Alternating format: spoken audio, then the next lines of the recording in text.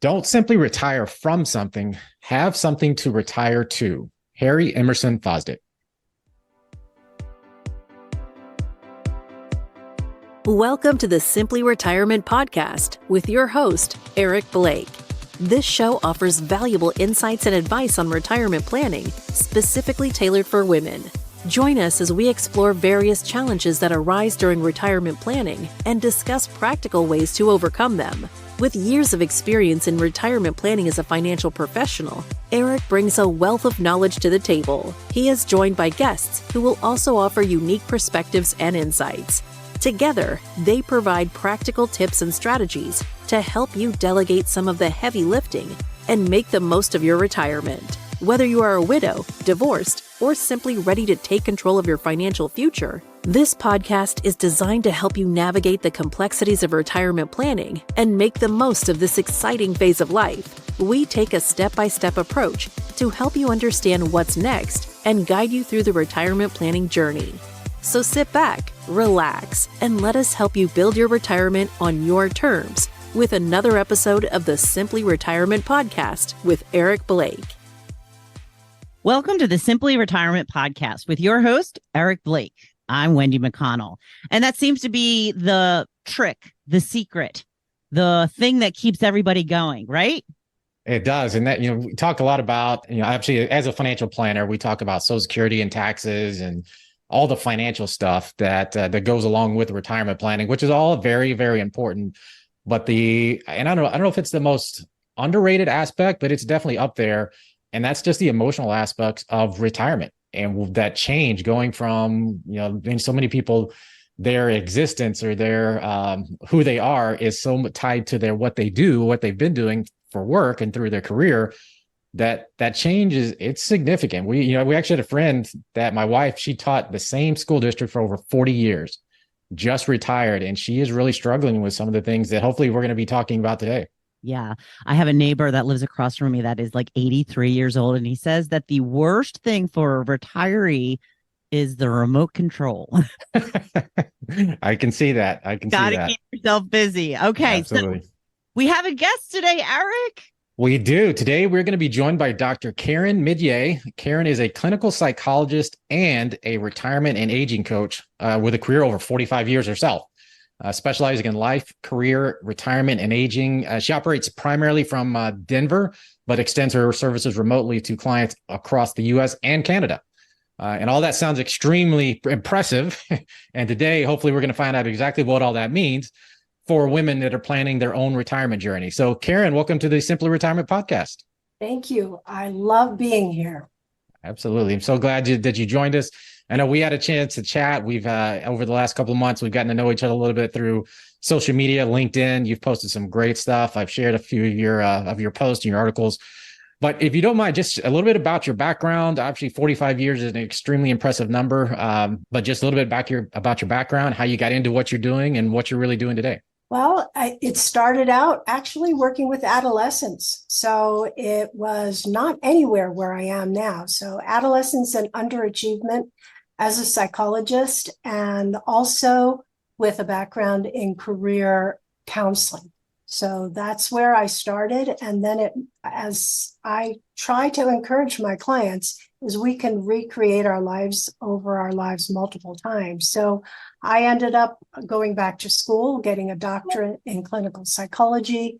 And it was at that point that I ended up looking at more systems and other kinds of things, and did a practice where it was mostly mental health until 2001, when I decided to get a coaching credential. And at that point, it just changed my life because it was more forward-looking and planning rather than just dealing with mental health issues. I continued my mental health practice. I was director of hospital services, so I saw things when things got really bad. But I really wanted to focus on helping people recreate their life as they got older. And that actually ended up happening after I retired. I actually retired in my late 50s and took 3 years off, learned something totally different and new that had nothing to do with psychotherapy or coaching, And at that point, decided that I missed the social interaction with people and the interaction and really helping people look at preparing for the next chapter of their life. And so I did on-the-job training in nursing homes, assisted livings. I supervised other clinicians in the field of aging. And at that point, which was 12 years ago, there wasn't a whole lot written about mental health and aging. It's become much more popular today.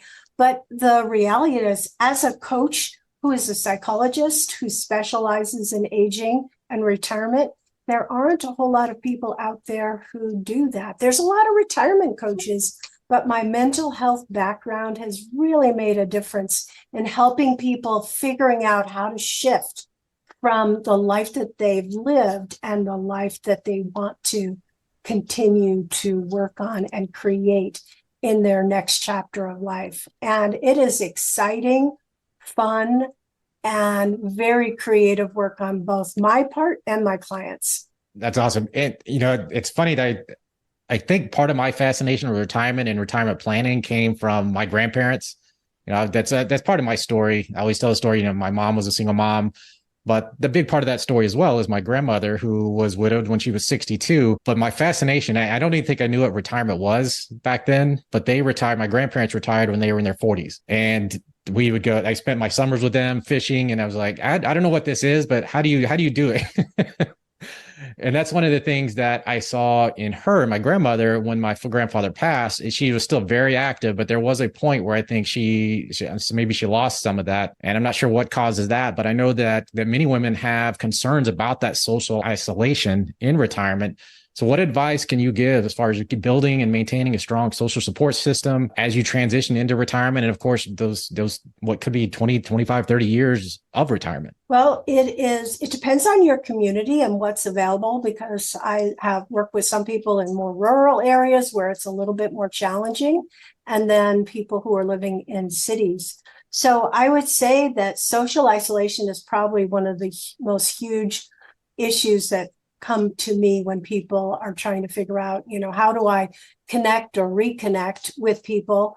I will tell you that it always is a process. So people need to understand that it takes time. And I encourage people to do things that they feel most comfortable with. So that might include connecting or reconnecting with some sort of church or synagogue. Because that is oftentimes an easy way to have something that they know. I will ask them, have they tried anything now that we're no longer in a pandemic? Meetups are great ways to begin to meet people if they haven't connected. Also, the other area is to work on, do you have any kind of community groups that you can join? I know sometimes older people don't like to go to senior centers because they don't see themselves as a senior. I'm a senior, but I know that the resources that they have and people that are in the senior centers really vary. Some of my most early work when I was working at the University of Denver was doing work with seniors, and I could not believe in the senior centers how active these seniors were. I was in my 20s at that point, late 20s, and they had a hard time fitting me in. So some seniors really do a great job of connecting. And the other part is working on family and looking at can you reconnect with people that maybe you might have lost touch with in the past, going on to either a social media account or trying to find them on Facebook and see, what are they doing now? I have clients who continue to go back to their sometimes 50 and 60-year reunions to connect with old classmates from high school.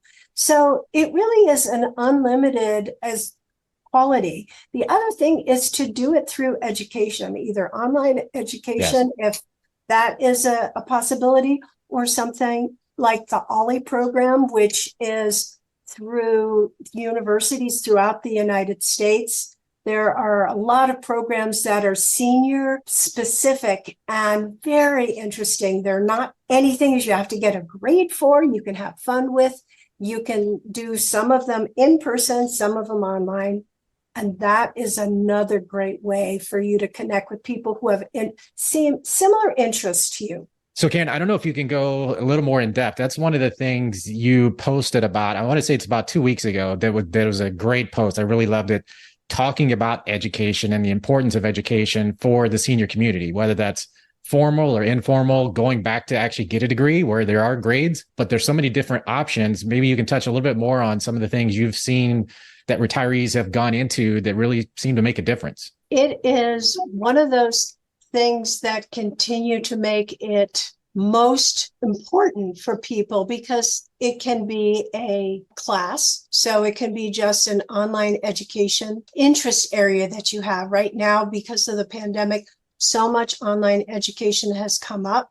So you can just search for any of the interest areas that you would be considering. And then you can also listen in YouTube, because many of these people have YouTube channels and ways for you to get a chance to understand what they do and how they teach.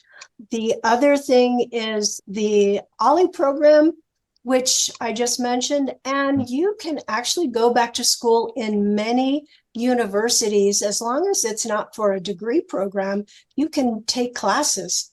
And you can do that for free in many universities. So if there are holes in your education or interest areas that you have, those are opportunities to go back and do that. Now, there are some people who go back to school in their 50s and 60s and 70s and decide they want to get a degree. I have one client right now who is 60, and she decided that she wants to get a degree in arts. So she is an artist herself, but she wants to go back to school and actually get a degree so she can teach. So there are many times that people can go back and they have their own particular purpose to do that. And they find a way within a system to be able to get accepted. And many professors love having older students who are there because they want to be there. Right. I'm sure that can make a big difference when you've got a younger crowd that might be a little more distracted. So speaking of that, talking about social media, and actually it's a good way to potentially reconnect, but what are your thoughts? I guess you can't leave it there. You can't leave it at just connecting on social media. I would think you got to take it to that next step of, again, getting together in some way, or the live in-person reconnection would have to play a role in there somewhere, I would think, as far as just that isolation aspect and not just limiting yourself to social media. Well, I would say that if you are wanting to find ways in your community to connect, sometimes you have things like community newcomers groups. Now, I know it says newcomers, but many of these newcomers groups don't really have a requirement that you be new. You just need to be new to the group. And so they have, in 2 of the areas that I've lived in, they have newcomers groups that range in everything from learning how to garden to book clubs to sometimes they're fun social coffee events or dinners. Those kinds of things that range, and volunteer work. So volunteer work and using that community where you are doing things on a consistent basis, that's the easiest way to make friends. I mean, doing something just here and there is harder. The other thing is some of the communities that do like Rotary and Kiwanis and all of those other volunteer organized kinds of situations. Those can be wonderful ways to develop community. I had, especially some of my single women in particular, have blossomed in joining those communities because it's just an automatic way to get to know people over time and work in similar projects and interest areas. And they're not just working on just themselves, they are working on doing something for the community. Well, I think that I definitely see many women, many people in general get a lot of value out of that. What I can't remember the exact saying, but when you learn something yourself, it's great. But when you can teach that something to somebody else, that's where a lot of the fulfillment comes from. Correct. And I think one of the things I'm trying to figure out how I can actually turn pickleball into a networking event. We started playing pickleball about a couple of months ago, and it's amazing. There's, people that you get to know that, then there are a lot of women who are playing pickleball. So I don't know what I'm going to do, but I'm trying to figure out how that's going to work. Well, I will tell you that pickleball has been the instigation for couples relationships as well. So I know a number of men and women have met each other on the pickleball court, and it's natural. It's not online dating, which also people try to do to connect, and it's fun. But and I think it's again, there's immediately a shared interest in something, and then whatever goes from there. May I just interject, since you're talking about my favorite thing in the whole wide world? I have literally met hundreds of people playing pickleball. It is like the most social thing I've ever done in my entire life. So yeah, it's very beneficial. And it's not just for older adults. My kids love playing pickleball, and they've gotten mom to, now they're in their, mid 30s, but they'd love to play with me. So we play as a family. That's awesome. So it's definitely a multi-generational opportunity, which is wonderful. Mm-hmm. Absolutely. Well, so let's kind of use that as a transition then, in terms of just thinking health and wellness. And we had Kim Lee on episode 7, our first episode, where we actually had a guest, and she personal trainer, and she talked a lot about, would you find a personal trainer? How do you, when you start wanting to focus on your health, that's actually one of the things you want to do is make sure you're exercising. But just from your perspective, whether it's on the, the physical or maybe even more the emotional, what are the things, maybe 1 or 2 key insights you would have or recommendations that you would have to help people continue to improve their health from that aspect? With exercise? Well, exercise or just the emotional as well. So actually there's the physical and the mental. Well, the idea of having a coach is a great option because it depends on you. Some people love to do things on their own, and they have the fortitude and the desire to actually work on their health, both their physical and emotional health. And sometimes working with a coach or a trainer is a great idea. I think part of the beauty of aging is to know yourself. And I know myself, which is if I don't have a trainer, I don't go. So I have to have a trainer to keep me on track and to keep me responsible. And I have other clients who have a routine, they put it into their day, and they are good to go. But it's important that for mental and physical health, they very much dovetail together, because the reality is your physical workouts help not only your body, but it helps your mood and your mental health, and also potentially prevents problems down the road. And I do so much coaching about both mental health, exercise, and nutrition, which is the other area that's really important. As people get older, many times they don't either know what they're doing or they're just by themselves. So they don't take the time to eat healthy, and they forget about getting enough protein. They don't even know what accurate amounts of protein are. And so that really sets them up for potential problems in the health arena. When I work with people, I work with the whole person. I work with the health aspect. I work with the physical aspect. I work with life purpose, really trying to figure out values, what's most important to you. And we do a whole life search back and forth to be able to help you figure out what areas in your life have holes and need some shoring up so that you can work on them and feel like you're making progress moving forward. And how exciting is it to be able to say, hey, I get to do a do-over now. Right. Well, it was interesting when I was this quote, I was aware of the quote, and I thought it would be great to include it in the in this episode. But as I was searching for the author, I came across an article in Forbes that it didn't completely contradict it, but what it suggested is that don't wait until you retire. Don't wait until day one of retirement to start this process. start it, 3 to 5 years. Even in my world, we always say when you get within that 5-year window of retirement, you got to really start putting that plan in place. You got to know what it's going to look like. What is your income going to look like? What's your tax strategy going to look like? What is your ideal scenario with Social Security?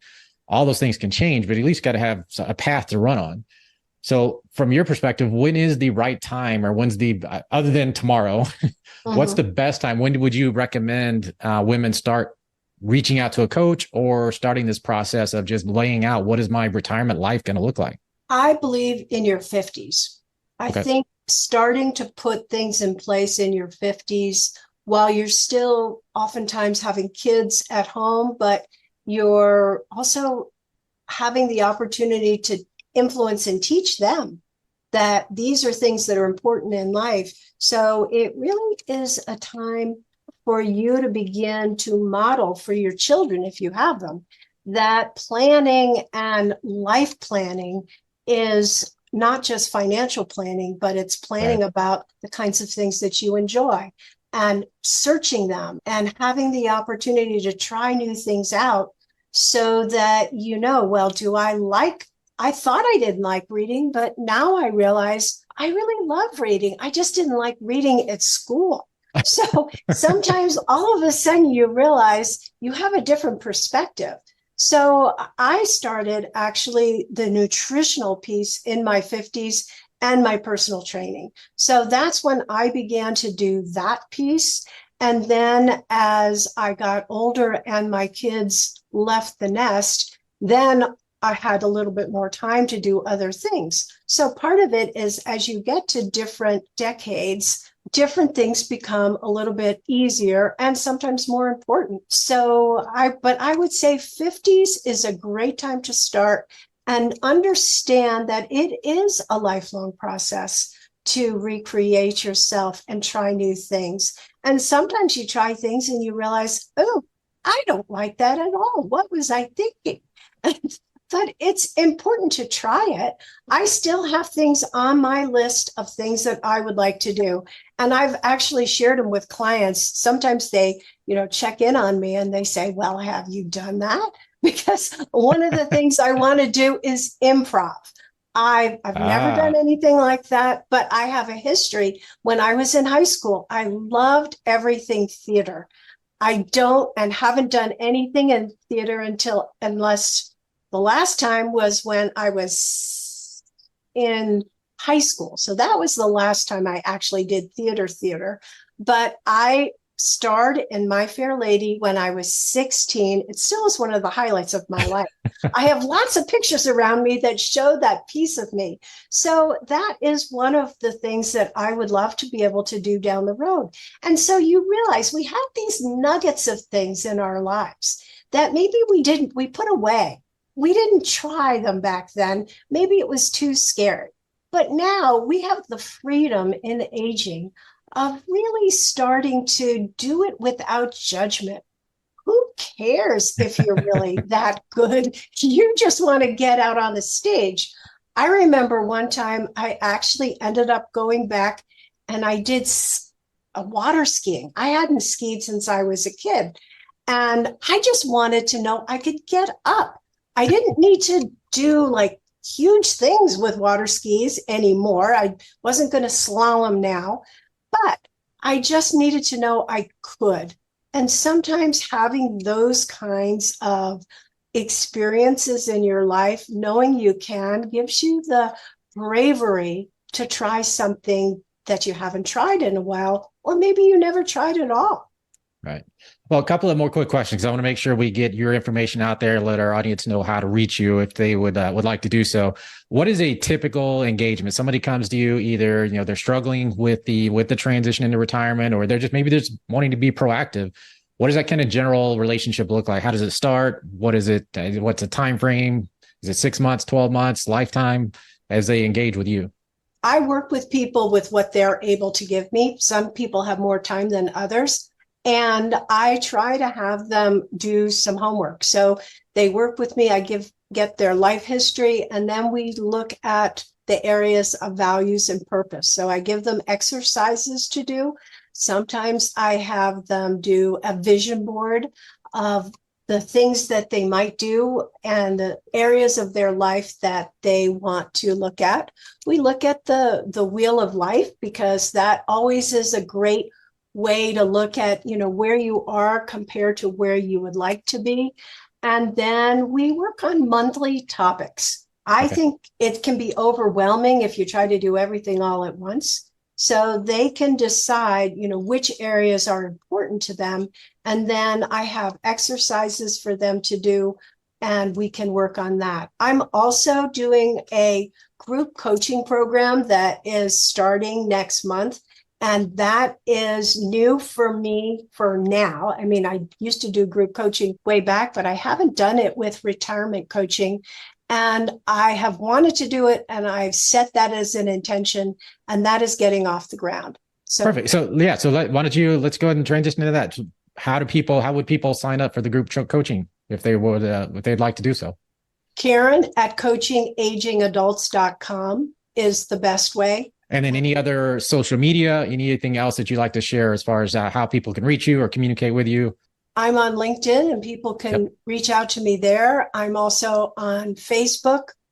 I know I'm on Pinterest, but I have no idea how you even get in touch with anybody on Pinterest. I can't tell you on that, but those are probably the two that would be workable. I'm on Instagram as well. So I have people that help me with the social media. Given that I am 71 years old, that is not, my area of expertise, but because I'm reaching out to others, I need to have them find me. And the social media accounts are under your name or the business name. What is it? They're under, some of them are under drkarenmidyet.com. I have a YouTube channel as well. So you have it all. It's just coming up very slowly. Right. Well, and I know at least follow Facebook and LinkedIn, and I think I read pretty much everything you put out there. So I think it's very helpful content that you put out there. And I think most people, not just women, but anybody can really benefit from the content you put out there. So hopefully you'll get some more followers as a follow up to this conversation. I hope so. I think it's great. I know that the financial part is the part that people know about and feel that sometimes they feel like they needed to do more of. And I also know that people 50 and above can make the changes in their life and put things in place that they need to prepare for the future. And not all of my people have financial planners, and many of them don't know even how to find them. So it would be really helpful for them to be able to know, okay, how do we do that too? Well, thank you so much for joining us today, Karen. Please reach out to Karen Midyet if you have questions or would like more information about how she could help you make a successful transition into and, of course, through retirement. As we always say, retirement is not the end of the road. It's a start of a new journey. And we'll be sure to share all of Karen's contact information in the show notes as well. But if you would like to learn more about us and our firm at Blake Wealth Management, go to our website at blakewealthmanagement.com, where you can learn more about myself, our team, access a lot of our free resources. We have the Simply Retirement newsletter as well, which is kind of a transcribed version of the podcast for people who would rather read than listen. So feel free to hop on that as well. And if you are a woman that is less than 5 years from retirement and you have questions about how to optimize Social Security, minimize your lifetime tax liability, and invest smarter, click that Start Here button up in the top right corner of our website. That's where you can learn about our process for helping you make an educated and informed decision about whether we are the right firm to help you navigate your retirement journey. Thank you, Eric. Thank you, Karen. We appreciate you being here. And thank you for listening today. Please like, follow, and share this podcast with your friends. Until next time, I'm Wendy McConnell.